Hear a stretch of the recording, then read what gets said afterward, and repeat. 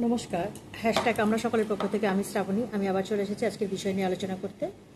আজকের বিষয় দিয়েছে আমাদের প্রিয় দিদিভাই রঞ্জনা সেনগুপ্ত। রঞ্জনা সেনগুপ্ত দেওয়া বিষয়টা হলো এটা যে শিখিয়েও কোনো লাভ হয় না, যতক্ষণ আমরা পরিস্থিতিকে আর কি সামনে থেকে দেখি ততক্ষণ আমরা কোনো কিছু শিখতে চাই না। অবশ্যই এটাতে সহমত, কারণ এই কথাটাও বারবারই বলি যে আমার মা সবসময় অনেক কিছু কথা বলে আমাদের বোঝাতেন, তখন এই কথাটা বারবার বলতেন যে যখন কোনো কিছু মানে পরিস্থিতির সামনে পড়বি তখন বুঝবি, এখন বুঝবি না, এরম বলতেন। সত্যিই তাই। যখন ছোট ছিলাম তখন রান্না টান্না কোনো যদি কাজ বলতো আর আমি বলতাম কি, তুমি আমার পড়াটা করে দাও তাহলে আমি তোমার কাজটা করে দিচ্ছি। কিন্তু যখন আমি শ্বশুরবাড়িতে এলাম তখন আমি বুঝতে পারলাম যে সত্যি যদি একটুখানি শেখা থাকতো তাহলে বোধহয় অনেকটা উপকার হতো। তো এটাই সত্যি, আমরা না জীবনের অনেক কঠিন পরিস্থিতি যতক্ষণ না আমাদের সামনে এসে দাঁড়াচ্ছে ততক্ষণ আমরা কিন্তু কোনো কিছু বুঝতেও চাই না, করতেও চাই না, যে কোনো কাজ হোক যাই হোক।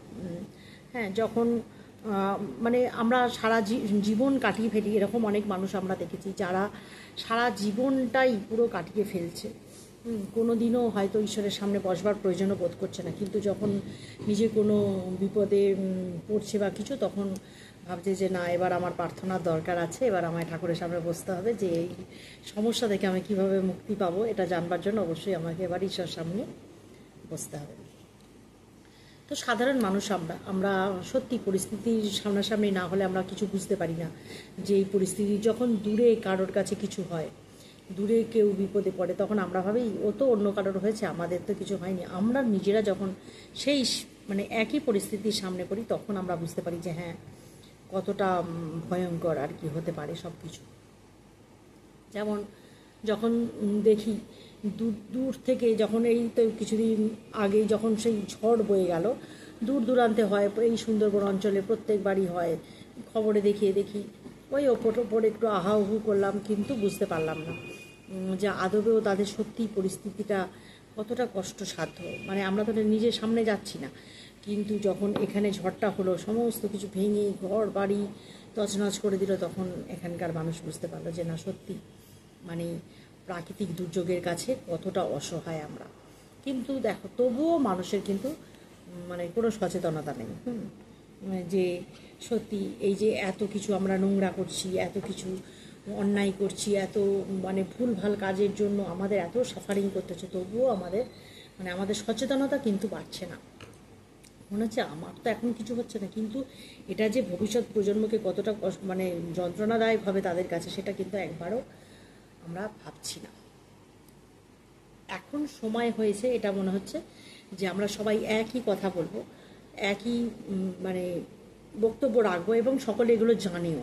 তবুও যদি শুনে কারোর কানে পৌঁছয় আমাদের কথাগুলো, তবুও যদি একটু মানুষ সচেতন হয়, আমার মনে হয় তাহলে আমরা কৃতজ্ঞ যে আমাদের কথা তাদের কানে পৌঁছচ্ছে। প্রত্যেকের সব ব্যাপারে সব ক্ষেত্রে সচেতন হতে হবে। বারবারই বলি, আমরা যদি ঘরকে না সামলাই, ও আমার তো ছেলে কি আর আছে, কিন্তু আমার ছেলে আবার যার ঘরে মেয়ে আছে, তার বাবাও একজন ছেলে, আর আমার স্বামীও একজন ছেলে, আমার ঘরে ছেলে আছে, যার ঘরে মেয়ে আছে। আমি এই দুটো মানে এখন তো পরিস্থিতিটা এমন হয়ে আছে না যে যাই আলোচনা করতে যাই সেই ধরনের কথাই চলে আসে। তো আমরা যদি আমাদের ঘরটাকে না সামলাই তাহলে কি হবে? আমার স্বামীর যে বাবা, সেও একজন পুরুষ মানুষ, আর যার কন্যা সন্তান সেও একজন পুরুষ মানুষ। যখন এই দুজন কথোপকথন করবে যে আমার সন্তানকে আমি সঠিক শিক্ষা দিইনি, তাই এত বড় অন্যায়টা সে করলো, আর যার মেয়ের বাবা সে হাহুতাশ কাঁদবে যে আমার মেয়ের এত বড় দুর্ঘটনা ঘটল। আমাদের সমাজকে প্রথম থেকেই সচেতন হতে হবে। শুধু সমাজ বলবো না, আমরা মায়েরা, আমরা আমাদের বাচ্চাদের শিক্ষা দেব যে আমরা যদি এটা ভাবি না যে ও তো আমার নয়, তো আমার তো ছেলে, কি হয়েছে, ও আমার তো কিছু হবে না, এইটা ভাববো না। আমরা ভাববো যে ভবিষ্যৎ যখন আমার ছেলেরা বড় হবে তখন যেমন এরকম কোনো কাজের সাথে জড়িয়ে না পড়ে, সেই জন্য তাদের কানে ছোট থেকে একটা শিক্ষা আমরা দেব। কখন কার ঘরে কি আগুন লাগে আমরা কিন্তু জানি না। যে কোনো ক্ষেত্রে, যেমন প্রার্থনা যখন আমরা করি, কারোর ভালো চেয়ে প্রার্থনা করছি, প্রার্থনা আমরা হঠাৎ করেই তো বসলাম, মনে হলো বসলাম, উঠে গেলাম, এরম তো নয় ব্যাপারটা। নিয়মিত প্রার্থনা করতে হবে যাতে সমাজ শোধরায়, অবশ্যই শোধরাবে, যেহেতু এত জনের প্রার্থনা, তাই না? আমি আজকে সব গণ্ডগোল হয়ে যাচ্ছে একসঙ্গে, মানে অনেকগুলো কথা মনের মধ্যে চলে আসছে। সত্যি আমরা কোনো কিছু শিখতেই চাই না, যে কোনো কিছু আমরা যে শিখবো জানবো এই যে ইচ্ছা একটা, এটা চট করে কিন্তু আমাদের মনের মধ্যে আসে না।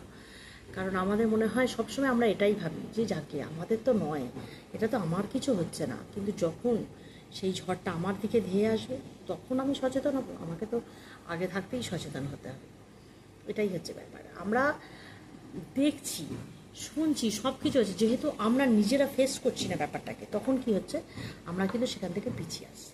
এইটা না, আমরা প্রত্যেকে প্রত্যেকে মানে সেই কী বলবো, বলে না, পরোক্ষভাবেও সকলের পাশে সকলের থাকতে হবে, এটাই হচ্ছে ব্যাপার। যদি আমরা না থাকতে পারি তাহলে আমরা সমাজের বদল ঘটানো সম্ভব নয়। প্রত্যেককে সঠিক হলে তবেই সমাজে বদল, সমাজ একজনের ওপর নির্ভর করে না, এটা কিন্তু সকলকে বুঝতে হবে, এই হচ্ছে ব্যাপার। তো আমরা যারা সাধারণ আছি, আমরা আমার মনে হয় কী বলুন তো, সাধারণ মধ্যবিত্ত এই রকম মানে বাচ্চারা অনেক কিছু কষ্ট দেখে বড় হয়তো, এরা কিন্তু চট করে খারাপটা হতে পারে না। তবুও বলা যায় না, মানুষ ওই যে বললাম, একদিন বলেছিলাম আলোচনার মাধ্যমে, যে পরিস্থিতির শিকার হয়। কে কী পরিবেশে বড় হচ্ছে, কে কী পরিবেশ দেখে বড় হচ্ছে, সেই অনুযায়ী তার মানসিক গঠন তৈরি হয়। এবার সেই প্রত্যেক মায়েদের তো আর সম্ভব না যে মানে প্রতিটা বাচ্চাকে পুঙ্খানুপুঙ্খ, যাদের মায়েদের ধরুন এরম অনেক মায়েরা আছে যারা দিনমজুর পরিশ্রম করে, দিনের মানে কোন ভোরবেলা বেরিয়ে যায়, রাত্রিবেলা ঘরে আসে, তাদের বাচ্চাদের তারা তো দেখে বড় হচ্ছে, সমাজের সব কিছু দেখে বড় হচ্ছে। তাহলে কি হবে, আশেপাশের মানুষজন যাদেরকে দেখছে তাদেরকেও সঠিক থাকতে হবে, তবে তারা বড় হবে। আবার এরকমও তো হয় সেই সমাজ থেকেই একজন খুব উঁচু মানে উচ্চপদস্থ কর্মচারী, খুব ভালো মনের একজন মানুষ, এরকমও হলো। তো আজকালকার দিনে কিছুই বলা যায় না, কে কোথা থেকে কীভাবে কী হবে সেটা কিচ্ছু বলা যায় না। কাজেই আমি বারবারই একটা কথাই বলবো যে আমাদের সকলকে সতর্ক থাকতে হবে। সতর্ক যদি আমরা না থাকতে পারি তাহলে কিন্তু সমাজের বদল ঘটানো খুব মুশকিল। আমরা যদি ভাবি যে আমার ঘরে তো হচ্ছে না, আমার ঘরে তো নেই এইরকম ঝামেলা, আমার ঘরে তো মেয়ে নেই, তাহলে আমি এত চিন্তা করবো কেন?